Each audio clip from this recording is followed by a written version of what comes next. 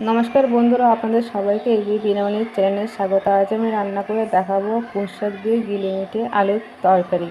তাহলে চলুন বন্ধুরা শুরু করি আজকের রেসিপি। প্রথমে আমি এখানে পুঁই শাক আলু কেটে নিয়েছি, তারপর 400 থেকে 500 গ্রাম গিলে ঠ্যাং নিয়েছি। এবারে কড়াইতে তেল দেব আলুগুলো ভেজে নেওয়ার জন্য।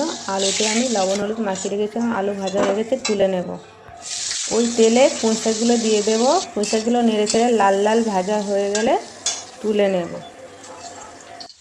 এবারে কড়াইতে আবারও তেল দেব, দিয়ে গোটা জিরে, তেজপাতা, গোটা গরম মশলা, শুকনো লঙ্কা ফোড়নে দেবো। ফোড়ন ভাজা ভাজা হলে পেঁয়াজ কুচি দিয়ে পেঁয়াজটা নেড়ে চেড়ে ভাজা ভাজা করে নিতে হবে। এবার আদা রসুন কাঁচা লঙ্কা বাটা দিয়ে মশলাটা ভালো করে কষিয়ে নিতে হবে। তারপর গিলে ঠ্যাং দিয়ে আবারও ভালো করে অনেকক্ষণ ধরে কষিয়ে নিতে হবে মশলার সঙ্গে। গিলে অনেকক্ষণ কষে নেওয়ার পর লবণ, হলুদ, জিরে গুঁড়ো, লঙ্কার গুঁড়ো, ধনে গুঁড়ো দিয়ে নেড়ে ছেড়ে অনেকক্ষণ কষতে হবে। তলায় লেগে যাচ্ছে, এই জন্য মশলা ধোয়ার জলটা দেব। মশলা ধোয়ার জল তরকারির স্বাদ অনেক গুণ বাড়িয়ে দেয়। পুঁই শাক আলু দিয়ে ভালো করে কষে নেব।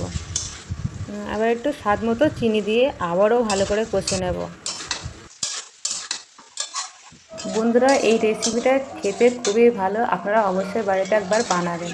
কষানো হয়ে গেছে, এবার পরিমাণ মতো জল দিয়ে দেব। জল দেওয়া হয়ে গেছে, এবার ঢাকা দিয়ে দেব।